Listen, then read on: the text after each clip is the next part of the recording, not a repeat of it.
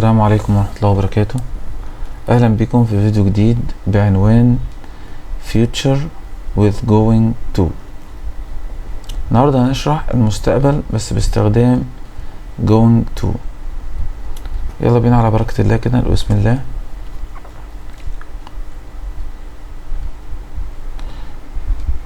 بيقول لي Future with be going to. going to هنا معناها سوف. طب be am و is و are، يبقى future with going to بيتكون من am و is و are going to plus infinitive. am و is و are going to plus infinitive.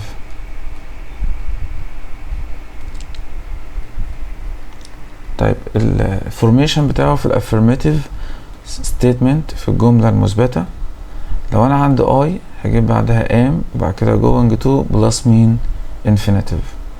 طب لو عندي he او she او it او اسم مفرد بجيب بعدهم is going to plus infinitive.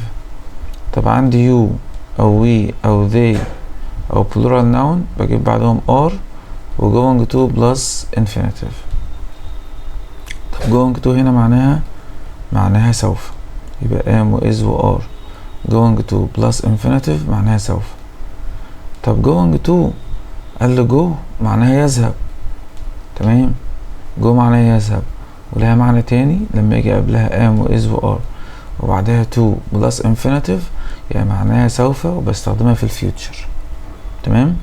يبقى go ليها معنيين، go معناها يذهب او go او am و is و are going to plus infinitive معناها سوف. طب تعال ناخد مثال. بيقول لي I'm going to help my father.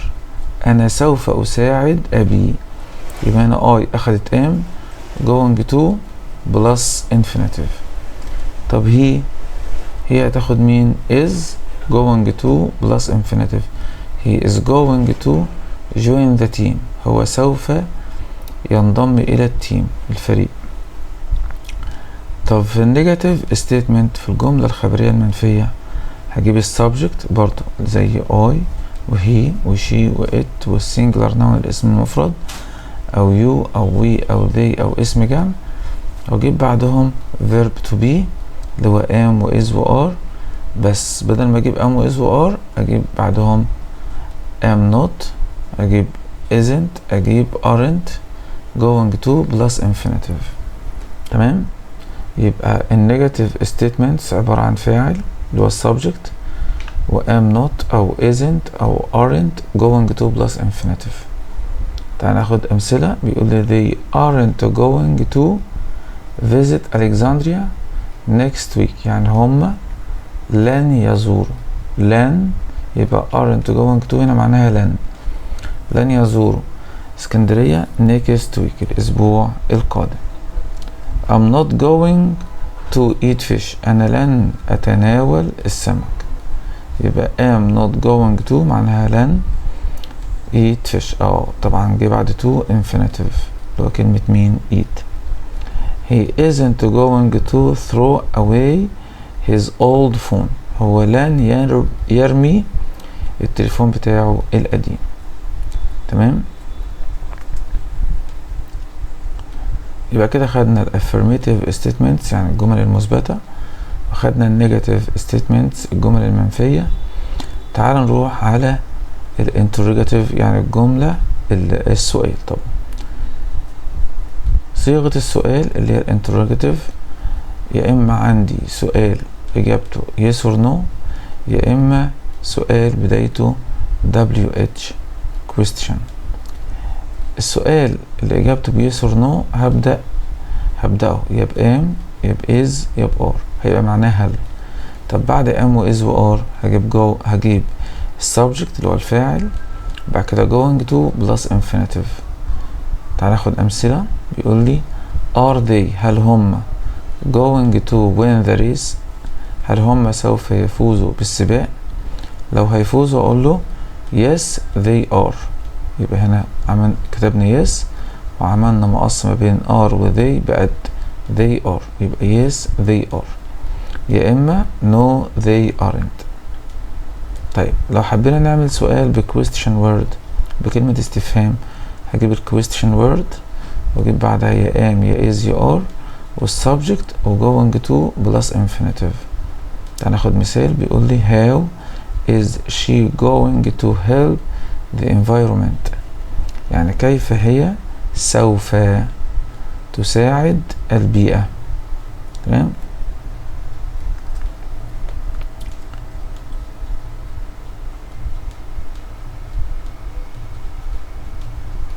طيب اهم حاجة بقى الاستخدام بتاعه، لان انا عندي future with will و future with am و is و are والفعل في ing، وكمان ال present simple ممكن استخدمه في الفيوتشر، ممكن استخدمه في الفيوتشر. طب امتى بقى استخدم be going to في الفيوتشر؟ be طبعا اتفقنا اللي هي am و is و are، اللي we use be اللي هو verb to be plus going to plus infinitive to express عشان يعبر عن ايه؟ عن 3 حاجات. اول حاجة future plans يعني الخطط المسبقة التي تم التخطيط لها بالفعل، حاجة انا خططت اعملها او اخدت قرار اعملها.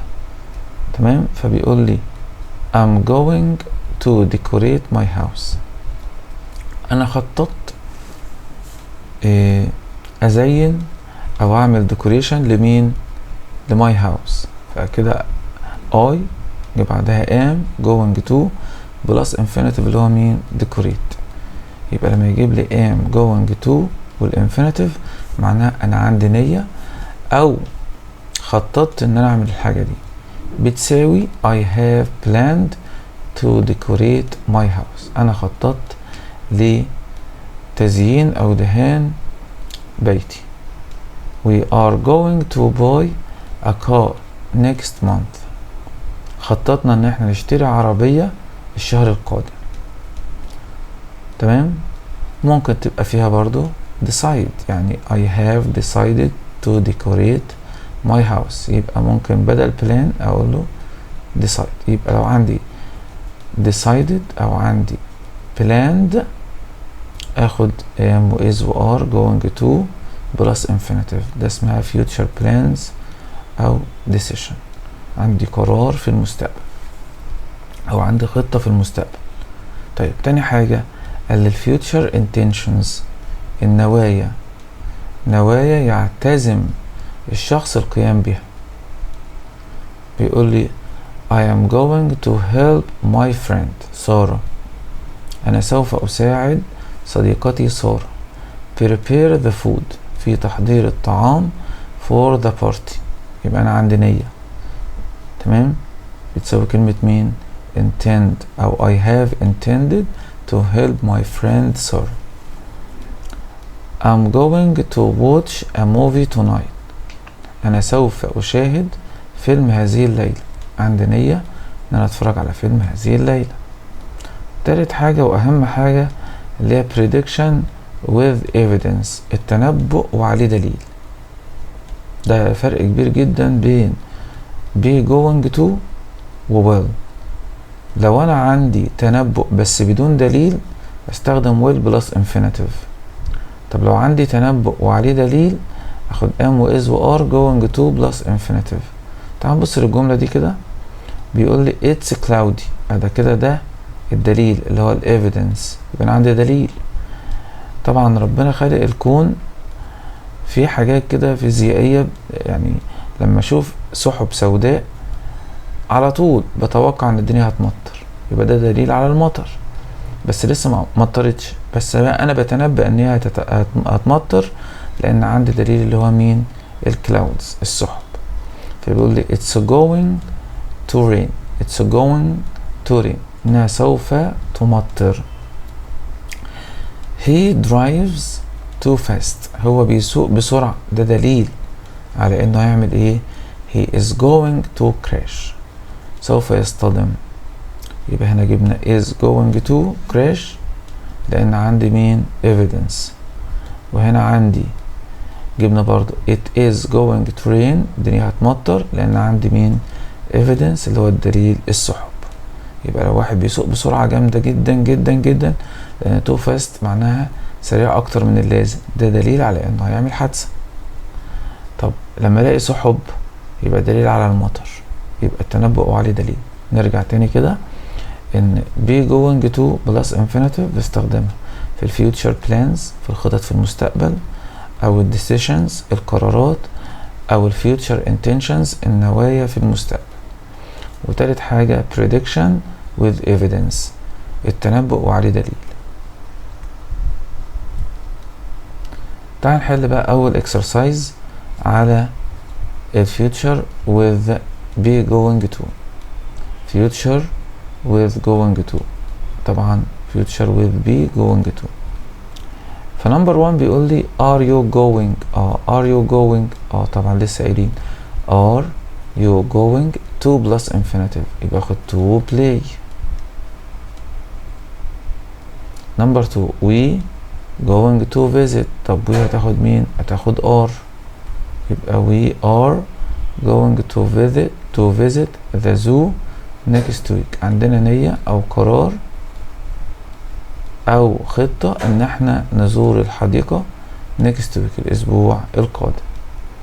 I هتاخد مين؟ am، هقول له I am going، لا طبعا غلط، I am going to، يبقى لازم الصيغة تبقى كاملة am و is و are going to plus infinitive. الانفينيتيف اللي هو مين؟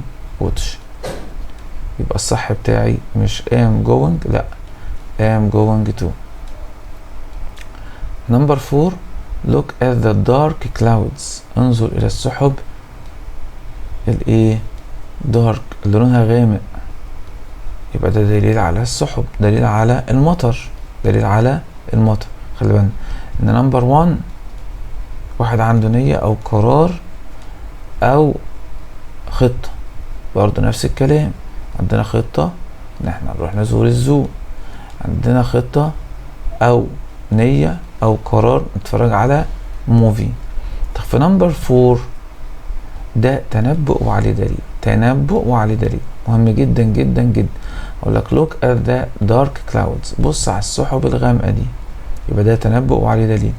it is is going to، وادي الانفينيتيف is going to rain، انها سوف تمطر. you are going to لسه قايلين are going to plus infinitive. الانفينيتيف مفيهوش اس، والانفينيتيف مفيش في اخره اي دي، ولا الانفينيتيف في اخره اي ان جي. الانفينيتيف فعل سادة بدون زيادة، مفيهوش ولا اس، مش بضيف له اس ولا اي اس ولا اي اس ولا اي دي، ولا بحطه في صيغة الماضي ولا اي ان جي طبعا. طيب نمبر 6 بيقول I am going to plus infinitive. فين الانفينيتيف؟ مفيهوش اي ان جي، مفيهوش اي اي دي، ولا في اي اي اس. infinitive يعني فعل سادة بدون زيادة، مفيهوش اي زيادة، يبقى study. are you are، وهتاخد مين؟